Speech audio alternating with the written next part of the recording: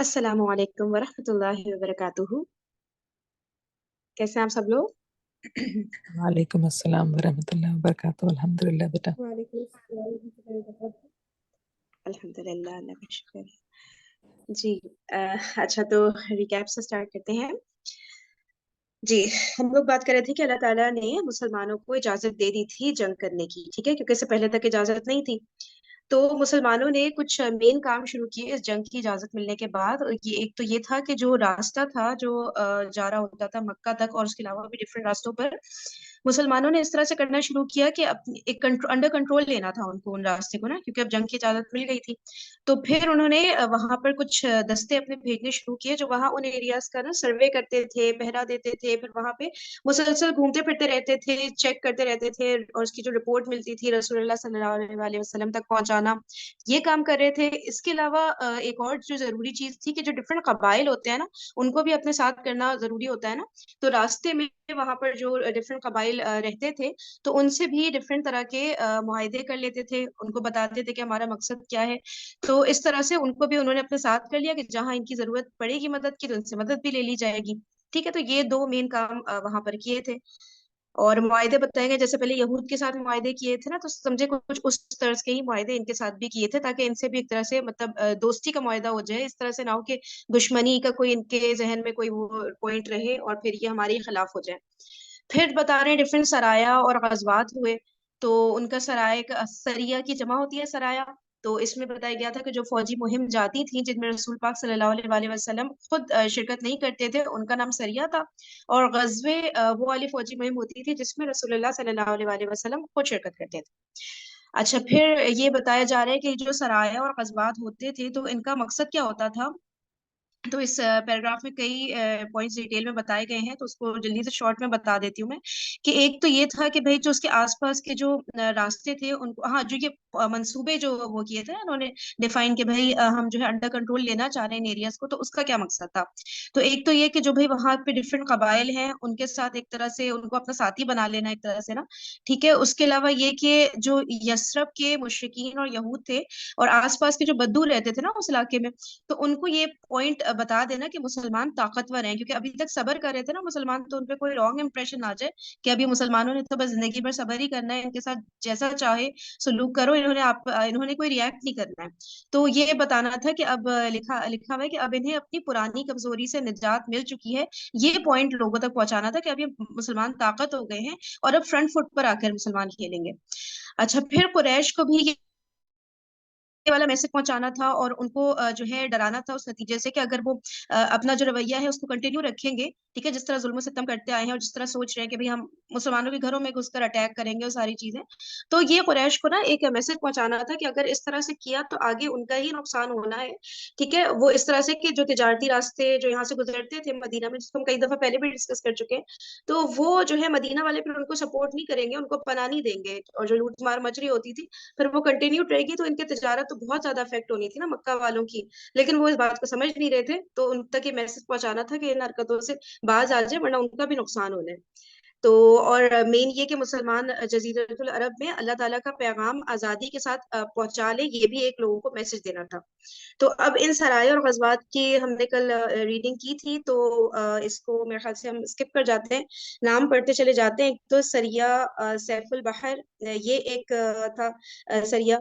और फिर सब में ना डिटेल बताए गए हैं कि अलमबरदार कौन थे, फिर अमीर कौन था उस काफिले का, फिर ये के पीछे मदीना कुछ अगर रसूलुल्लाह सल्लल्लाहु अलैहि वसल्लम छोड़कर आ रहे थे किसी गजवा में शिरकत करने के लिए, तो मदीना के मामलात को कौन देखता था। फिर डिफरेंट रीजंस डिस्कस हुए हैं कि जैसे मवेशियों की लूट मार किसी ने मचाई थी, तो उस काफिले के पीछे जा रहे थे, अबू सफवान के काफिले के पीछे जा रहे थे। तो इन सब में ज्यादातर इस तरह से था कि कोई जंग बाकायदा तौर पे हुई नहीं थी। कभी ये लोग पहुंचते थे तो वो जो काफिला था जिसको फॉलो कर रहे होते थे वो एक दिन पहले पता चलता था कि भाई वहां से गुजर चुके हैं। या फिर अगर आमना सामना हो भी गया तो कोई सरदार सामने आ जाता था, जंग को रुकवा देता था। तो या अगर थोड़े बहुत तीरों का आपस में तबादला हुआ भी तो मेजर जंग नहीं छिड़ी। तो अभी तक जो हमने पढ़ा था उसमें तो यही बातें हुई थी। अच्छा, दूसरा सरिया था सरिया राबिग। तीसरा, और ये सब सन 1 हिजरी में हुए हैं, ठीक है। सरिया खरार था। फिर चौथा था गजवा अब्वा या वद्दान, ये सन 2 हिजरी में। پھر غزوہ بوات سن 2 ہجری، غزوہ صفوان یہ بھی سن 2 ہجری میں ہوا تھا، پھر غزوہ ذی العشیرہ یہ بھی سن 2 ہجری میں ہوا تھا، تو ان کی ڈیٹیلز ہم نے کل پڑھ لی تھی۔ صحیح ہے۔ اچھا اب یہ سریہ نخلہ ہم کو ریڈ کرنا ہے، تو اگر چلے کوئی ریڈنگ میں پڑھ لی، ٹھیک ہے۔ سریہ جی پڑھوں جی 8واں؟ جی 8واں۔ اچھا 8 تھی سریہ نخلہ، رجب سن 2 ہجری، جنوری 624 میں عیسوی میں۔ اس اچھا مہم پر ٹیچر جی تھوڑا سا نا سلو پڑھیں گے کیونکہ غزوے نا بڑا مشکل ہو رہا ہے سمجھنے میں، اچھا ٹھیک ہے؟ تو آہستہ آہستہ پڑھتے ہیں ہاں، تاکہ سمجھتا ٹھیک ہے۔ سریہ نخلہ نام ہے اس کا، اور رجب 2 ہجری میں، جنوری 624 عیسوی میں۔ اس مہم پر رسول اللہ صلی اللہ علیہ وسلم نے حضرت عبداللہ بن جحش رضی اللہ عنہ کی سرکردگی میں 12 مہاجرین کا ایک دستہ روانہ فرمایا۔ ہر 2 آدمیوں کے لیے ایک اونٹ تھا جس پر باری باری دونوں سوار ہوتے تھے۔ دستے کے امیر کو رسول اللہ صلی اللہ علیہ وسلم نے ایک تحریر لکھ کر دی تھی اور ہدایت فرمائی تھی کہ 2 دن سفر کر لینے کے بعد ہی اسے دیکھیں گے۔ چنانچہ 2 دن کے بعد حضرت عبداللہ نے تحریر دیکھی تو اس میں یہ درج تھا کہ جب تم میری یہ تحریر دیکھو تو آگے بڑھتے جاؤ یہاں تک کہ مکہ اور طائف کے درمیان نخلا میں اترو، نخلا وادی ہوتی ہے، نخلا میں اترو اور وہاں قریش کے ایک قافلے کی گھات میں لگ جاؤ اور ہمارے لیے اس کی خبروں کا پتہ لگاؤ۔ انہوں نے سمع و طاعت کہا اور اپنے رفقا کو اس کی اطلاع دیتے ہوئے فرمایا کہ میں کسی پر جبر نہیں کرتا، جسے شہادت محبوب ہو وہ اٹھ کھڑا ہو اور جسے موت ناگوار ہو وہ واپس چلا جائے، باقی رہا تو میں بہرحال آگے جاؤں گا۔ اس پر سارے ہی رفقا اٹھ کھڑے ہوئے اور منزل مقصود کے لیے چل پڑے۔ البتہ راستے میں سعد بن ابی اچھا وقاص یہاں اور تک ہاں جی ہاں جی آپ ریڈ کریں، سوری تو پیراگراف بالکل اینڈ ہو ابھی اس میں تو کلیئر ہے نا ساری بات، ہے نا، اور جی۔ بہت سلولی وہ پڑھا ہے۔ اصل میں کچھ لوگ وہ ہے نا ہمارے ساتھ ہوتے ہیں، وہ کہتے چلیے ہیں کہ اس کو نا ایزی ورڈز میں ایکسپلین کر دیا کرو، صحیح تھوڑے ڈیفیکلٹ ورڈز آتے ہیں نا، تو بس اس لیے تو صحیح نہیں آپ پیراگراف اینڈ کریں، مجھے پتا نہیں تھا، میں سمجھے پورا ایک اچھا۔ پیراگراف ہے 2 لائن ہے۔ البتہ راستے میں سعد بن ابی وقاص اور عتبہ بن غزوہ ان غزوان کیا لکھا ہے غزوان جی جی غزوان غزوان رضی اللہ عنہما کا اونٹ غائب ہو گیا جس پر یہ دونوں بزرگ باری باری سفر کر رہے تھے، اس لیے یہ دونوں پیچھے رہ گئے۔ اچھا سبحان اللہ۔ ہاں تھوڑا سا شارٹ میں اس کو بتا دیجیے گا ایزی ورڈز میں۔ میں بتاؤں یہ ہر 2 آدمی پہ حضور صلی اللہ علیہ وسلم نے وہ ایک اونٹ دیا ہوا تھا نا، ایک چڑھے گا چلائے گا پھر دوسرا پیدل چلے گا پھر دوسرا، اس طرح کر کے تو وہی بتا رہے ہیں کہ ان کا سعد بن ابی وقاص اور عتبہ بن غزوان رضی اللہ عنہ کا اونٹ غائب ہو گیا جس پر یہ دونوں بزرگ باری باری سفر کر رہے تھے۔ اور اس سے پہلے بس یہی لکھا کہ کہا تھا کہ یہاں پہ پورا بتانا ہے اس مہم پر۔ تھوڑا سا اچھا میں تھوڑا سا اسٹارٹ لے لیتی ہوں، ٹھیک آپ ہے؟ پھر مل بتائیے، کے آپ بتائیے۔ جی اچھا اس پر یہ دیکھیں سریہ ہے پہلی چیز تو، یعنی کہ اس میں رسول اللہ صلی اللہ علیہ وسلم نے فوجی مہم بھیجی تھی، ٹھیک ہے؟ تو اس میں پھر انہوں نے خط بھیجا تھا ساتھ میں اور کہا تھا کہ جب 2 دن کا سفر ہو جائے اس کے بعد آپ لوگوں نے خط کو اوپن کرنا ہے، اور پھر اس میں خط میں یہ مینشن تھا کہ جہاں بھی قافلہ پہنچے مزید آگے بڑھتا جائے اور مکہ اور طائف کے درمیان نخلا وادی ہے، ٹھیک ہے؟ وہاں پہ اترے اور قریش کے قافلے کے بارے میں بتایا کہ ان کے بارے میں آپ نے خبروں کو پتہ کرنا ہے۔ تو جو یہ خط پڑھ رہے تھے حضرت عبداللہ بن حجر رضی اللہ تعالیٰ عنہ، تو انہوں نے جو ہے سمینا و تانا والی بات کی کہ ٹھیک ہے ہم نے سنا اور اطاعت کی، آپ نے جیسا کام ایسے ہی کریں گے، اور انہوں نے جو ان کے ساتھی تھے ان سب کو بتایا کہ جو ہم نے ابھی خط پڑھا ہے اس میں یہ ڈیٹیلز ہیں، تو جو آگے بڑھنا چاہے وہ بڑھ سکتا ہے، اور جس کو موت ناگوار ہو یعنی کہ وہاں پہ ڈیفینیٹلی کوئی خطرہ ہوگا تو ان کا جس کو موت ناگوار ہو تو وہ واپس چلا جائے، اور میری جہاں تک بات ہے میں تو آگے جاؤں گا۔ تو اس پر جو ہے کہہ رہے ہیں کہ سارے کے سارے رفقا اٹھ کھڑے ہوئے اور منزل مقصود کے لیے چل پڑے. لیکن پھر کہہ رہے ہیں کہ راستے میں سعد بن ابی وقاص اور عتبہ بن غزوان رضی اللہ تعالیٰ عنہما ان کا جو اونٹ ہے وہ غائب ہو گیا. تو جس پر یہ دونوں بزرگ سفر کر رہے تھے نا, تو پھر یہ دونوں جو ہیں ان دونوں کا بتا رہے ہیں یہ قافلے سے پیچھے رہ گئے, یعنی فوجی مہم جو جاری تھی اس سے پیچھے رہ گئے, باقی لوگ آگے چلے گئے. تو ابھی تک تو یہ چیز سامنے آئے گی, اب آگے بڑھتے ہیں. ٹھیک ہے, لگتا ہے دونوں ساتھی سو گئے ہوں گے باندھ کے یا کچھ کر کے, تو اونٹ کوئی لے گیا, پتہ ایسا نہیں کیا کچھ ہوا. ہوا ہے. حضرت عبداللہ بن جہش رضی اللہ عنہ نے طویل مسافت طے کر کے نخلا میں نزول فرمایا. وہاں سے قریش کا ایک قافلہ گزرا جو کشمش, چمڑے اور سامان تجارت لیے ہوئے تھا. قافلے میں عبداللہ بن مغیرہ کے 2 بیٹے عثمان اور نوفل اور عمرو بن حضرمی اور حکیم بن کیسان مولا مغیرہ تھے. مسلمانوں نے باہم مشورہ کیا کہ آخر کیا کریں. آج حرام مہینے یعنی رجب کا آخری دن ہے. اگر ہم لڑائی کرتے ہیں تو اس حرام مہینے کی بے حرمتی ہوتی ہے, اور رات بھر رک جاتے ہیں تو یہ لوگ حدود حرم میں داخل ہو جائیں گے. اس کے بعد سب کی یہی رائے ہوئی کہ حملہ کر دینا چاہیے. چنانچہ ایک شخص نے عمرو بن حضرمی کو تیر مارا اور اس کا کام تمام کر دیا. باقی لوگوں نے عثمان اور حکیم کو گرفتار کر لیا, البتہ نوفل بھاگ نکلا. اس کے بعد یہ لوگ دونوں قیدیوں اور سامان قافلہ کو لیے ہوئے مدینہ پہنچے. انہوں نے مال غنیمت سے خمس بھی نکال لیا تھا, اور یہ اسلامی تاریخ کا پہلا خمس یعنی پہلا مقتول اور پہلے قیدی تھے. یعنی فرسٹ سریا جس میں انہوں نے اٹیک کر کے مال لیا تھا, اس میں سے 5واں حصہ ہوتا ہے نا اللہ اور اللہ کے رسول کا. صحیح صحیح. اچھا, اب اس میں یہ بتا رہے ہیں کہ پورا راستہ طے کر کے وہ لوگ وہاں پہ نخلا میں پہنچ گئے. تو پھر کہہ رہے ہیں قریش کا ایک قافلہ تھا, میرے خیال سے پھر اسی قافلے کو وہ فالو کرنے بولا ہوگا رسول اللہ صلی اللہ علیہ وسلم نے, کہ ایک قافلہ گزرا جو کہ کشمش, چمڑے اور سامان تجارت لے کر جا رہا تھا. تو اب قافلے میں بتا رہے ہیں عبداللہ بن مغیرہ کے 2 بیٹے تھے, اور پھر مسلمانوں نے مشورہ کیا کہ کیا کیا جائے, ان پر اٹیک کیا جائے کہ نہیں, کیونکہ جو حرام مہینے ہوتے تھے اس میں تھا نا کہ بھئی جنگ جو ہے نہیں کی جا سکتی. تو رجب کا اس دن آخری دن تھا, تو انہوں نے کہا کہ اگر ہم لڑائی کریں گے تو ظاہر ہے اس مہینے کی بے حرمتی ہوگی, اس میں تو بالکل الاؤڈ نہیں ہے. مطلب بڑے سے بڑے جنگجو لوگ بھی اس مہینے میں تو نہیں کرتے تھے نا جنگ.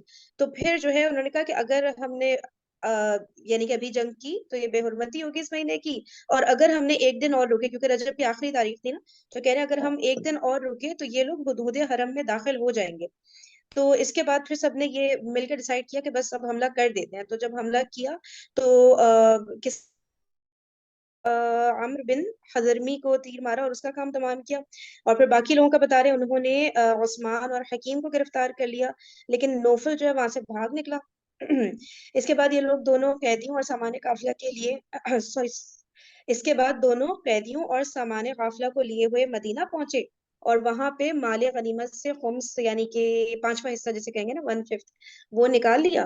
اور جو اسلام یہ بتا رہے ہیں کہ یہ جو اسلامی تاریخ کا پہلا خمس تھا یعنی مال غنیمت کا پہلا جو 5th حصہ, اور پہلا مقتول یعنی جس کو قتل کیا گیا, اور پہلے قیدی تھے جو 2 لوگوں کو قید کیا نا, تو یہ سب سے فرسٹ تھے جو اسلام میں جو جنگیں وغیرہ شروع ہوئی تھی, تو اس کے بالکل فرسٹ جو ہسٹری کے تھے وہ بتایا گیا ہے. پہلا خمس, پہلا مقتول اور پہلے قیدی. جی آگے چلتے ہیں. اور یہ انہوں نے اپنی مرضی سے کیا تھا, تو رسول اللہ صلی اللہ علیہ وسلم نے ان کی اس حرکت پر باز پرس کی اور فرمایا کہ میں نے تمہیں حرام مہینے میں جنگ کرنے کا حکم نہیں دیا تھا, اور سامان قافلہ اور قیدیوں کے سلسلے میں کسی بھی طرح کے تصرف سے ہاتھ روک لیا. صحیح ہے تصرف بتانا, سے مطلب تصرف سامان جو ملا ہے آپ کو وہاں سے, تو اس میں آپ خود سے خمس نکالیں اور یہ کریں, یہ سب کام سے آپ کو نہیں کہا تھا ہم نے کچھ کرنے کو حرام مہینوں کے اندر. تو آپ نے اپنا اٹیک بھی کر دیا ان کے اوپر, پھر اس میں سے خمس بھی نکالا. تو یہ سب انہوں نے صحیح کہا حضور صلی اللہ علیہ وسلم نے, میں نے مال میں کوئی تصرف کرنے کو نہیں کہا تھا آپ سے. صحیح. صحیح. ٹھیک ہے. ٹھیک ادھر ہے, اس آگے چلتے حادثے سے مشرکین کو اس پروپیگنڈے کا موقع مل گیا کہ مسلمانوں نے اللہ کے حرام کیے ہوئے مہینے کو حلال کر لیا ہے. چنانچہ بڑی چہمگوئیاں ہوئیں. یہاں تک کہ اللہ تعالیٰ نے وحی کے ذریعے اس پروپیگنڈے کی قلعی کھولی اور بتلایا کہ مشرکین جو کچھ کر رہے ہیں وہ مسلمانوں کی حرکت سے بدرجہ زیادہ بڑا جرم ہے۔ ارشاد ہوا کہ یسألونک عن الشہر الحرام قتال فیہ قل قتال فیہ کبیر وصد عن سبیل اللہ وکفر بہ والمسجد الحرام وإخراج أهله منه أكبر عند الله والفتنة أكبر من القتل۔ تو لوگ تم سے حرام مہینے میں قتال کے متعلق دریافت کرتے ہیں، کہہ دو کہ اس میں جنگ کرنا بڑا گناہ ہے، اور اللہ کی راہ سے روکنا اور اللہ کے ساتھ کفر کرنا، مسجد حرام سے روکنا اور اس کے باشندوں کو وہاں سے نکالنا، یہ سب اللہ کے نزدیک اور زیادہ بڑا جرم ہے، اور فتنہ قتل سے بڑھ کر ہے۔ اس وحی نے ہاں سبحان اللہ، اللہ تعالیٰ نے فوراً آیت نازل کروا دی، سبحان اللہ۔ اس اب وحی اس میں نے مطلب جی وہ بتا رہے ہیں نا کہ مسلمانوں کو، یعنی کہ مشرکین کو موقع چاہیے ہوتا نا، خود بڑے سے بڑا کام، بڑے سے بڑا جرم، قتل کر لیں، سب کر لیں، سب کچھ خیر ہے۔ مسلمانوں نے اب حرام مہینے کے آخری دن جو جنگ کر لی، اب اس کے اوپر ایشو کریٹ کرنا، اور اس کو موقع مل گیا کہ چلو بھائی اب جو ہے ان کو بدنام کرتے ہیں مسلمانوں کو۔ تو ان کا کہ دیکھو بھائی مسلمانوں نے تو حرام مہینے میں جو ہے جنگ کر لی ہے، تو بس اس کا پروپیگنڈا کرنا اور نا بدنام کرنا مسلمانوں کو۔ تو پھر اس پہ جو ہے اللہ تعالیٰ نے یہ آیت نازل فرمائی کہ بھائی یعنی کہ کیا اس کی ورج ہے، اگر لوگ تم سے حرام مہینے میں قتال کے متعلق دریافت کرتے ہیں تو یہ تو کہہ دو کہ ٹھیک ہے، یہ اس میں جو ہے جنگ کرنا تو بہت بڑا گناہ ہے، لیکن اس سے بھی بہت بڑا گناہ یہ ہے کہ اللہ کی راہ سے روکنا اور اللہ کے ساتھ کفر کرنا، یعنی کہ آپ اللہ تعالیٰ کو مان نہیں رہے ہیں، اللہ تعالیٰ کے احکام نہیں مان رہے ہیں، اللہ تعالیٰ کے راستے سے لوگوں کو روک رہے ہیں۔ مسجد حرام میں نہیں داخل ہونے دے رہے تھے نا مسلمانوں کو طواف عمرہ وغیرہ کرنے کے لیے، یہ والا کام مسجد حرام سے روکنا اور اس کے باشندوں کو وہاں سے نکالنا، اور اور جس طرح اللہ کے سے ساتھ کفر کرنا، یہ لکھا ہے نا، اور اللہ کے ساتھ وہ لوگ کفر کر رہے تھے نا، اس لیے اللہ تعالیٰ نے بتا دیا کہ یہ بھی کرنا۔ تم، ہاں تو اور اس کے جی جی جی صحیح ہے، جی پڑھو بتائیے۔ تو یہ نہیں مطلب کہ یہ تو اور بہت بڑا جرم ہے، یہ تو کوئی مقابلہ ہی نہیں کہ انہوں نے ایک دن جو جنگ کر لیا حرام مہینے میں تو، اور فتنہ بتا رہے ہیں قتل سے بڑھ کر ہے، یعنی جو فتنہ فساد، اور جو ایک فتنے کو کس طرح ڈیفائن کیا جائے گا، ایک تو ہمارا اردو والا فتنہ ہوتا ہے نا، پھر دوسرا یہاں پہ فتنہ فساد اسی معاملے ہی میں آیا ہے، ایک تو امتحان ہوتا ہے نا، لیکن یہاں پہ فتنہ قتل سے بڑھ کر ہے۔ یہ تم لوگ فتنہ، یہ چالیں لگا کے لوگوں کو روک رہے ہو کہ مسجد حرام نہیں جائیں اور اللہ کی راہ سے روک رہے ہو، تو وہ ان کو کہا ہے کہ یہ سب جو تم لوگ کر رہے ہو یہ اس سے بھی زیادہ بڑھ کے ہے۔ اگر انہوں نے قتل کر دیا ہے تو مطلب ان کے فیور کیا، ان کا فیور کیا، اللہ تعالیٰ نے یہ کیا تاکہ پھر ان کی کچھ بات جو پھیلا رہے ہیں کہ مسلمانوں نے یہ کیا وہ کیا، تو وہ بات کی کوئی وقت نہیں رہ جائے۔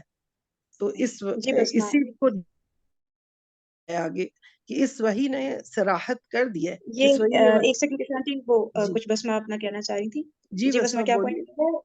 ہاں میں بھی وہی کہہ رہی تھی کہ وہ جو مینیپولیشن کر رہے تھے نا، ہاں بات کو بگاڑ کے اور اس کا فائدہ اٹھا رہے تھے، تو وہ فتنہ میں خیال میں اس کو اس کو ریفر کس کیا چیز کلیئرفائی کر کس چیز کی؟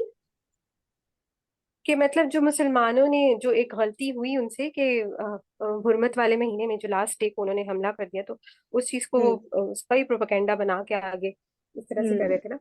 اور دوسرا میں یہ کہ کہہ رہی مطلب تھی کہ یہاں پہ سب کو کلیئرٹی ہے نا کہ حرام مہینے کیا ہیں اور کون کون سے ہیں، مطلب میں تھوڑا ہاں آپ تھوڑا سا ایکسپلین کر دو بسمہ، مطلب بسمہ اسی بات کو کہہ رہی ہے نا، کہہ رہی ہے کہ ہاں وہی چیز تھا، وہی پوائنٹ ہے، اسی کو مطلب سمجھا رہی ہے کہ بتانا ہے بسمہ آپ بسمہ کو، کو اور آپ بتائیں۔ کچھ کہنا چاہ رہی ہیں، وہ اس کے اوپر حرام مہینوں کے بارے میں تھوڑا سا بتا دیجیے۔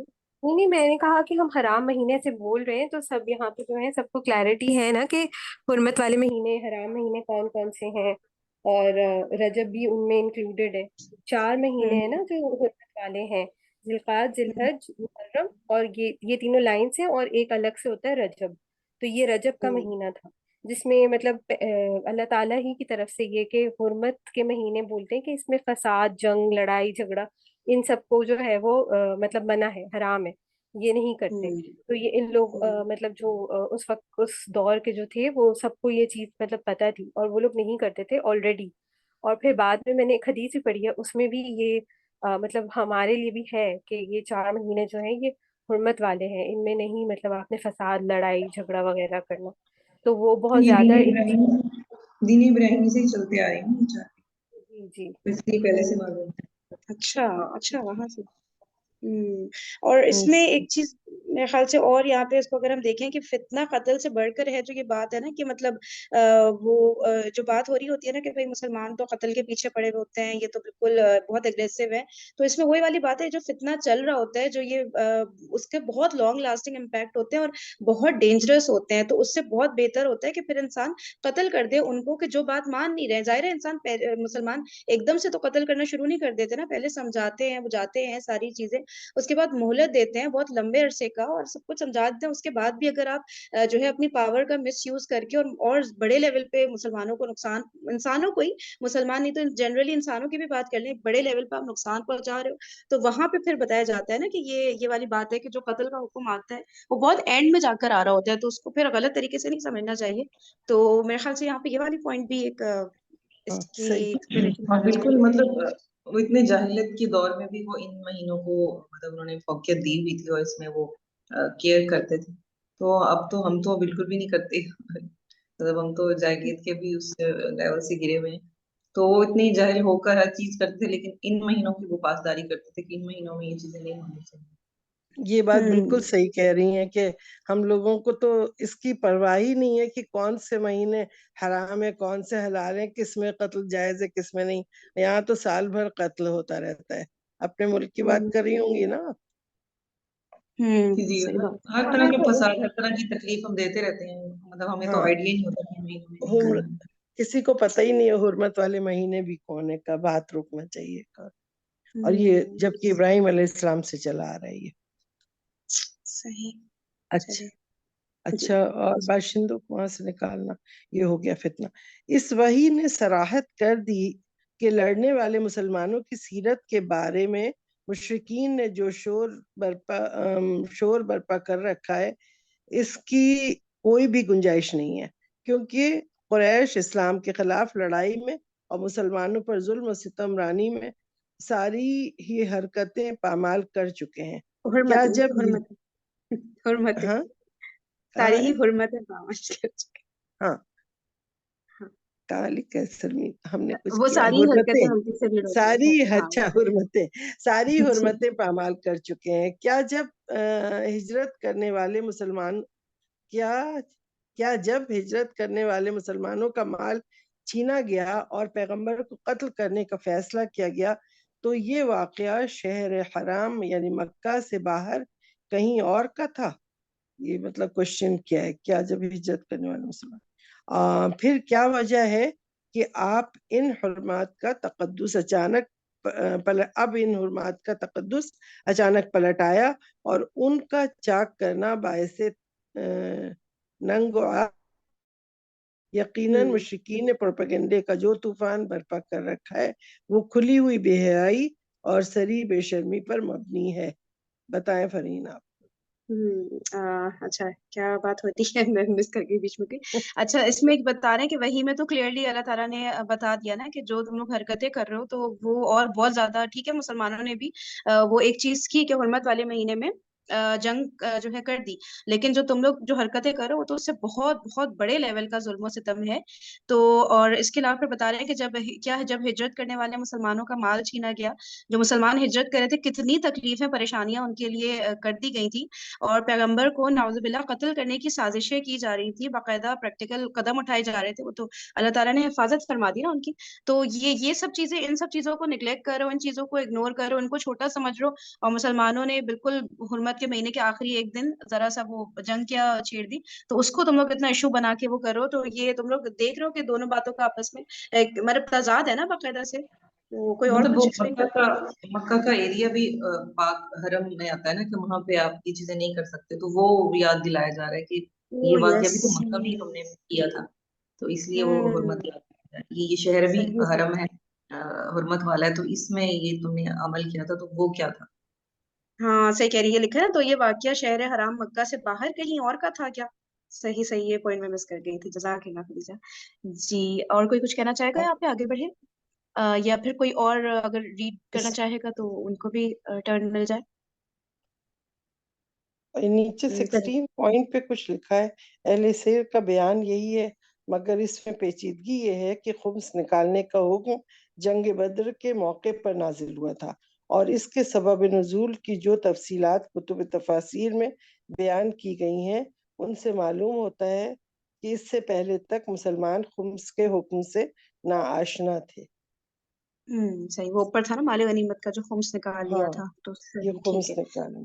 چلیے آگے پڑھتے ہیں۔ اس کے بعد رسول اللہ صلی اللہ علیہ وسلم نے دونوں قیدیوں کو آزاد کر دیا، یعنی جو پکڑ کے لائے تھے قیدی نا، جنگی قیدی کی طرح، تو وہ ان کو انہوں نے حضور صلی اللہ علیہ وسلم نے آزاد کیا، کیونکہ یہ حرام مہینوں میں پکڑے گئے تھے۔ اور مقتول کے جی اور مقتول کے اولیاء کو اس کا خوبہ بھی ادا کیا۔ اس کو خوبہ کے ڈیٹیل کتنا نیچے رولز سے اینڈ ریگولیشنز کتنا فالو کرتے تھے، ایک ایک چیز کا خیال ہاں، رکھنا، جبکہ مسلمان ایسا ایسا پاور میں اس وقت آ رہے تھے نا، تو وہ ہوتا ہے نا پاور میں جو آ رہا ہوتا ہے وہ تو اپنی مرضی چلا رہا ہوتا ہے نا کہ بس اب کون یہ سب فالو کرے، لیکن ایک ایک چیز کا رسول پاک صلی اللہ علیہ وسلم کتنا زیادہ خیال رکھتے تھے، اور ہمیں بھی بالکل ایسے ہی کرنا چاہیے کہ چھوٹی سے چھوٹی کوئی بھی حکم ہو، کچھ بھی ہو اسلام کا، اس کے بہت زیادہ سیریس لینا چاہیے اس کو نا۔ لکھا ہے 17 نمبر پہ کہ زاد المعاد سے لیا گیا ہے، یہ زاد المعاد سے یہ والا واقعہ۔ یہ ہیں جنگ بدر سے پہلے کے سریے اور غزوے، ان میں سے کسی میں بھی لوٹ مار اور قتل و غارت گری کی نوبت نہیں آئی، جب تک کہ مشرکین نے قرظ بن جابر فہری کی قیادت میں ایسا نہیں کیا، اس لیے اس کی ابتدا بھی مشرکین ہی کی جانب سے ہوئی، جبکہ اس سے پہلے بھی وہ طرح طرح کی ستم رانیوں کا ارتکاب کر چکے تھے۔ ادھر صحیح سریہ جی جی آگے آگے سے پڑھنا ہے، ادھر جی جی سریہ آگے سے عبداللہ رضی اللہ عنہ بن جحش کے واقعات کے بعد مشرکین کا خوف حقیقت بن گیا، اور ان کے سامنے ایک واقعی خطرہ مجسم ہو کر آ گیا۔ انہیں جس پھندے میں پھنسنے کا اندیشہ تھا اس میں اب وہ واقعی پھنس چکے تھے۔ انہیں معلوم ہو گیا کہ مدینے کی قیادت انتہائی بیدار مغز ہے اور ان کی ایک ایک تجارتی نقل و حرکت پر نظر رکھتی ہے، یعنی کہ بہت وہ لوگ کتنا ایکٹیو ٹینشن میں آ گئے چاہتے ہوں گے، چودھن۔ مطلب کتنے ہاں، حیران ہوتے ہوں گے، اتنے صابر لوگ، صابر شاکر لوگ، انہیں اچانک کیا ہو گیا، کیسا ان مطلب کے اوپر مطلب وہ ایک خوف طاری ہو گیا ہوگا کہ بھائی وہ جو آخری جو ابھی سریا بتایا گیا اس کے اندر کہ وہ کافی زیادہ پھر اس میں آ گئے تھے نا کہ واقعی بھائی یہ لوگ جو دعوے کر رہے تھے اب تو یہ تو ایکشن میں آ گئے ہیں بالکل۔ مطلب اچھا، کیونکہ سب وہ آلریڈی سیاست، اندر سے ویسے ڈرے مطلب ہوتے تھے نا، دین پہ عمل کرنے کے ساتھ ساتھ سیاست بھی چلتی ہی رہتی تھی، ایسا نہیں ہے کہ سیاست نہیں ہے، بالکل۔ تو دین کا حصہ اس ہی ہے نا وقت ظاہر ہے، تو پھر ہاں وہ دین کا حصہ ہے سیاست بھی۔ جی اچھا بسما تو کچھ کہہ رہی ہیں؟ جی بسمہ بولیے۔ میں یہ کہہ رہی تھی کہ جیسے مشرقین جو تھے ان کا جو مطلب اصل خوف تو اندر شروع سے تھا ہی نا، کیونکہ انٹرنلی تو پتہ ہی تھا نا کہ حق پر ہیں سب، تو وہ اب جب وہ ایکشن میں آ گئے تو مطلب وہ بالکل گھبرا گئے ہوں گے، اللہ تعالیٰ کی طرف سے اجازت آ گئی تھی، تو اب وہ اس کا ایک چھوٹا سا ان کو جو ہے وہ سیمپل بھی مل گیا کہ اب تو یہ رکیں گے نہیں، ان کو تو مطلب اللہ ہی کی طرف سے، اللہ تعالیٰ ہی نے ہی جنگ اور ان سب چیزوں سے روکا ہوا تھا نا، تو اب اللہ ہی نے اجازت دے دی ہے تو اب کیا کریں گے، تو وہی میں کہہ رہی تھی کہ وہ پہلے ہی ڈرے ہوئے تھے اور اب جو ہے وہ ان کو نظر بھی آ رہا تھا کہ اب یہ لوگ بھی ہاں ایکشن میں ہیں۔ تھوڑی سی جو جھلکیاں دیکھ لی تھی نا انہوں نے کہ صحیح، بھائی یہاں پہ تو قتل بھی کیا جا رہا ہے، قید بھی کرنا سٹارٹ ہو گئے ہیں، تو چلو بس اب پھر ان کو ایک ٹینشن شروع ہو گئی۔ صحیح، اللہ کا شکر۔ جو جی باطل آگے۔ پہ ہوتا ہے اس کو حق کا ڈر تو ہوتا ہی ہے نا اندر سے، اوپر سے اندر چاہے سے کچھ بھی کمزور ہوتا دکھائے، ہے، بالکل ہاں بالکل صحیح کمزور بات ہوتا ہے۔ ہے، حق سے تو جی ڈرتا ہی ہے میں وہ کہ بات سامنے کروں؟ اگر جی جی جی ابھی کوئی کشور اور نے بھی کچھ بات کہنا چاہ رہا ہے۔ جی ابھی کشور نے بات کی ہے کہ سیاست دین سے الگ نہیں ہے، تو ان کی بات کو آگے بڑھانے کے لیے ایک میں مصرع پڑھوں گی: جدا ہو دین سیاست سے تو رہ جاتی ہے چنگیزی۔ مطلب کیا رہ جاتی، کیا ہے، چنگیز کیا خان ورڈ کا بولا آپ نے؟ جدا ہو دین سیاست سے تو رہ جاتی ہے چنگیزی۔ چنگیز خان پتہ بہت ظالم قسم کا حکمران تھا، جس نے بغداد میں بہت قتل و غارت کی تھی، بہت زیادہ مسلمانوں کو بہت زیادہ نقصان چنگیز پہنچایا خان تھا۔ جو ہے نا مشہور تھا۔ چنگیز خان، اور یہ علامہ اقبال کا مصرع ہے، اور یہ حقیقت ہے کہ نبی پاک صلی اللہ علیہ وآلہ وسلم نے ہمیں حکومت کرنے کے گر بھی سکھائے، اور کتنی اس میں رحم اور اس کے اندر کتنا عدل اور کتنا ہر ایک کا خیال رکھنے والے تھے وہ. اور یہ چیز انہوں نے ہمیں سکھائی ہے کہ اگر آپ نے حکمرانی کرنی ہے، سیاست کرنی ہے، تو وہ بھی آپ نے اللہ تعالیٰ کے سارے احکامات سامنے رکھ کر کہ انسانیت کو نقصان نہ پہنچے. بالکل صحیح. اور خلفائے راشدین نے کر کے دکھایا، ان کی تو مثالیں ہمارے سامنے پوری پوری کس طرح سے انہوں نے وہ نظام چلا رہے ہوتے تھے نا. کیونکہ ابھی جو لوگ دین پہ ہوتے ہیں تو وہ سیاست سے بالکل الگ ہٹ جاتے ہیں. نہیں ہمارا کام بس یہ اللہ اللہ کرنا ہے، تسبیح پڑھ رہے ہیں، مراقبے میں چلے گئے. ایسا نہیں ہے.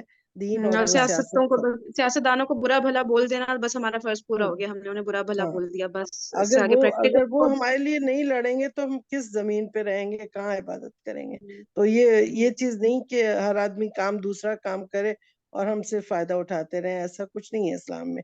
ہر چیز میں ایکٹیو ہو کے پارٹ لینا ہے. ہاں یہ سیاست بھی نہیں ہوتی دیکھنا تو میرے خیال سے تو پاکستان وجود میں ہی نہیں آتا، پھر ظاہر کیا سی حال بات ہے. ہوتا ہے نا. بالکل. بالکل. ابھی کوئی سوچے نا کچھ جب ہم یہ سنتے ہیں کہ پاکستان کے حالات خراب ہیں، ڈیفالٹ ہونے کو ہے، تو کس قدر ٹینشن ہوتی ہے، اتنی پریشانی بنتی ہے کہ اللہ تعالی ہمارے وطن کو سلامت رکھے. آمین. اپنے وطن کی محبت بھی ایمان کا حصہ ہوتی ہے نا. بالکل. تو اللہ تعالیٰ سے وطن کو سلامت رکھے. اور وہ بھی جو اسلام کے نام پہ بناؤ. جی بالکل. بے وہ شک بے شک صحیح. مسلمان اصل میں چاہے ہمارے شعور کی کمی ہے نا. ہمیں مطلب انکلوڈنگ مائی سیلف بھی میں بولوں گی کہ ہمیں صحیح سے چیزیں پتہ ہی نہیں ہے. اور کس طرح سے آپ صلی اللہ علیہ وسلم نے سیاست، جیسے سیاست کا ورڈ آتا ہے نا تو 90% لوگوں کو لگتا ہے کہ بھائی پالیٹکس ہو رہی ہے، کچھ مطلب کچھ گھپلا ہے، کچھ غلط ہو رہا ہے. پالیٹکس کا ورڈ ہی ایسا بن کرپشن، چکا دو ہے. نمبری اور بس یہ ہاں سب چیزیں ہاں. ذہن میں آ رہی ہوتی ہیں. تو کہنے کا مقصد یہ ہے کہ جیسے مجھے تو بہت کم نالج ہے، لیکن یہ کہ سیاست اور دین واقعی الگ نہیں ہو سکتے، لیکن ہمیں اس کے لیے سب سے پہلے اتنا شعور اور اتنا میچور ہونے کی ضرورت ہے کہ ہم اس چیز کو انڈرسٹینڈ کر سکیں کہ کس طرح سے. کیونکہ جیسے بہت سارے لوگوں کو ایسے لگتا ہے کہ جب آپ دین اور سیاست کی بات کر رہے ہوتے ایک ساتھ، ہم سمجھتے ہیں کہ بس اب کوئی نا وہ آ جائے گا، ڈکٹیٹر آ جائے گا جو زبردستی اسلام ہر ایک پہ انڈیویجول لیول پہ فورس کروائے گا، اور ظلم و قتل و غارت اور جہاد اور یہ سب ہو جائے گا. ایک دم سب کو ایسے لگ رہا ہوتا ہے، جبکہ ایسا نہیں ہے. دیکھیں آپ صلی اللہ علیہ وسلم انسانیت کا کتنا انہوں نے خیال رکھا. جب ایک چھوٹی سی مسٹیک بھی ہوئی، جیسے نان مسلمس کا کیسے خیال رکھا کہ ان کو جو ہے وہ پھر کیا کہتے ہیں واپس بھیج دیا قیدیوں کو. اور جب اصول پسند تھے نا وہ، تو وہ ساری چیزیں ہمیں لرن کرنے کی ضرورت ہے. تبھی احمد اور بچوں کو سکھانے کی بیسکلی ضرورت ہے. تبھی ایز این مطلب ایک نیشنل لیول پہ ایک نیشن جو ہے وہ چینج ہوگی، کہ ان کو یہ مطلب انڈرسٹینڈنگ ہے جو میرے خیال میں مجھ قانون میں کا مطلب پاس میری رکھنا. جنریشن میں تو نہیں. بس دیکھیں قانون کا کتنا پاس رکھا جاتا تھا کہ جو چاہے آخری دن تھا حرام مہینے کا، لیکن اس میں بھی اگر وہ قیدی آئے تو انہوں نے قیدی کو بھی آزاد کیا، اور خوبہا تھا تو خوبہا بھی ادا کیا. اور ابھی تو کوئی کسی بھی قانون کو مان ہی نہیں رہا ہے. اب آج کل دیکھیں عدالت ہی پہ لڑائی چل رہی ہے، عدالت کی ججز کی باتیں کوئی نہیں مان رہا ہے. یہ کتنی حیرت کی بات کہ جج جو فیصلہ کر رہے ہیں اس کو ہی نہیں مانا جا رہا ہے. تو پھر جہاں جس ملک میں قانون نہیں ہوا تو پھر وہ تو بیکار ہو گیا نا. بنانا ریپبلک کو یہ سب بن گیا. تو یہ چیز نہیں ہے ہمارے اسلام میں. اس میں ہے دین پہ بھی چلو اور ساتھ ساتھ تمام قوانین کی پاسداری کرو، اسی اس پہ چلو اپنے بنیاد پہ. اگر وہی نہیں ہوگا، قانون نہیں ہوگا تو ملک گیا، پھر کچھ نہیں بچا. اچھا یہ وطن کی بات ہو رہی تھی نا، وطن کی محبت میں، تو یہ جو اقبال کا جو شعر ہے تو وہ تو اس کے تھوڑا سا اگینسٹ بھی ہے. مطلب وہ پوری تھوڑی سی اس میں نظم یہ ہے کہ اس دور میں اور ہے جام اور جم اور، ساقی نے بنا کے روش لطف و ستم اور، مسلم نے بھی تعمیر کیا اپنا حرم اور، تہذیب کے آزر نے تو ترشوائے صنم اور، ان تازہ خداؤں میں بڑا سب سے وطن ہے، جو پیرہن اس کا ہے وہ مذہب کا کفن ہے. تو یہ مطلب وہ جو ہم وطنیت کرتے ہیں، اور ہم اسلام کو جس مقصد کے لیے وطن بنا ہے تو وہ مقصد ہمارا سائڈ پہ چلا جاتا ہے. بس ہم پاکستانی کھیلتے ہیں اور مسلمان ہم بھول جاتے ہیں. یہ ایکسٹریملی غلط ہے. ہاں بالکل صحیح. صحیح. کہ وطنیت تو ظاہر سی بات ہے دین کے بعد ہی آتی ہے. सही बात है। बिल्कुल दीन के अंदर रहते हुए। और उसके अलावा वही मेरे ख्याल से मुझे ऐसा फील हो रहा है अभी जो हम बातें कर रहे हैं कि जो हमारी अगली जनरेशन है, जो बच्चे हैं, हम लोग एक में हमारे अंदर एक खौफ होता है ना कि बच्चे फ्रंट पे ना आए, फ्रंट पे आएंगे जान का खतरा हो जाएगा। सही है, तो एक हमारे अंदर जो डर और खौफ है ना, जो सहाबा रजी अल्लाह अन्हुम में नहीं होता था, उन्हें होता था हक हमें बोलना है, जान जाए तो जाए, अच्छा अभी नहीं जाएगी ठीक है, 2-3 साल बाद चली जाएगी, 20-30 साल बाद चली जाएगी, जानी तो है ना जान, लेकिन हक को बोल के ही असल में तो ये खौफ अंदर से निकालना है ना, कि ये जो मरने का खौफ है ना, कि जैसे अभी बच गए तो बस बच ही गए हमेशा के लिए, ऐसा तो नहीं होता ना कभी तो मौत आनी है ना। तो ये जो है मेरे ख्याल से ये जो खौफ है हम सबके अंदर ही, बच्चों की क्या बात करें, हम सबके अंदर ही, तो ये चीज निकालनी है। और हक के लिए इवन यानी कि अगर पॉलिटिक्स में कोई जा रहा है तो बच्चों को होता है ना, इंजीनियर बन जाए, डॉक्टर बन जाए, ये बन जाए, और तरक्की करे, तो भाई पॉलिटिक्स में जाओ ना, हुकूमत के अंदर जाओ, वहां पे जाके आप जो है हक के लिए बोले सबके लिए, और वो हक के पढ़ाई लिए सीखे आप। बोलो, बिल्कुल। हक के लिए नहीं बोलेंगे तो फिर जब आपका मुल्क ही नहीं होगा तो कहाँ तालीम और कहाँ दीन, कुछ भी नहीं आप करेंगे। तो अब आप अगर पढ़े खड़े लिखे लोग एंटर हो ना पॉलिटिक्स में, तो जाहिर है नहीं हो फिर रहे हैं हम ना, माओ को ही करना है ना कि बच्चों को इस तरह वो ट्रेन करें कि भाई वही तो मत डरो। जाहिलों को लीडर बना लिया, और खुद जो पढ़े लिखे लोग हैं जिनको दीन का भी इल्म है, सब लोग आगे बढ़ के अगर आए तो फिर इंसाफ और ये सब कुछ होगा। तो एजुकेटेड लोगों को और इनको ज्यादा आगे आना चाहिए कि मुल्क की बागडोर अपने हाथ में संभाले। अच्छे अच्छे यकीन करें लोग अभी होंगे। पहली दफा मेरे जहन में वाकई ये बात आई है कि हाँ मैं अपने बच्चे को फिर इस तरफ ट्रेन करूँ ना भाई, कि जाओ उसमें एंटर हो, बिल्कुल जो लीडरशिप रोल पकड़ो, है ना। तो वरना जहन में हाँ वही आता है ना, इंजीनियरिंग डॉक्टरी से आगे जहन जाता नहीं है। अभी यकीन करें इस सेशन के दौरान ही रियलाइज हो रहा है कि नहीं भाई, उस ट्रैक पे बंदा चढ़ा है, पढ़ाई भी करा रहा है तो ठीक है, उसमें भी तो बड़ी पढ़ाइयाँ होती है ना, ये क्या बिल्कुल। कहलाती हैं ये सब जो सियासत की लेकिन पढ़ाइयाँ होती हैं, तो बिल्कुल आप उसमें बंदा दाखिला करवाए, है ना। बिल्कुल अदालत का भी है ये काम कि उसके कानून को ऊपर रखने के लिए लॉ में भी जाना, लॉ यही में भी भी जाके अच्छी देखे, चीज है। बिल्कुल बिल्कुल आर्मी के बिल्कुल, अंदर उसमें भी जाए तो वो भी जहाँ बेशक जहाँ हक का बोलबाला हो, और जहाँ हमारे अंदर इतनी पावर आ जाए कि हम हक को ऊपर ला सकें। असल बात बेशक ये है, बेशक। हक व बातिल की पहचान। अच्छा फुरकान किशन जो नाजिल इसीलिए हुआ है ना, कुरान। जी, किशन ठीक है, बस सेशन ना चंद सेकंड रह गए, तो ठीक इंशाल्लाह हम है, कल फिर कंटिन्यू करते हैं, ठीक है। चलिए, इंशाल्लाह। सुब्हानक अल्लाहुम्मा व बिहम्दिका नशहदु अल्ला इलाहा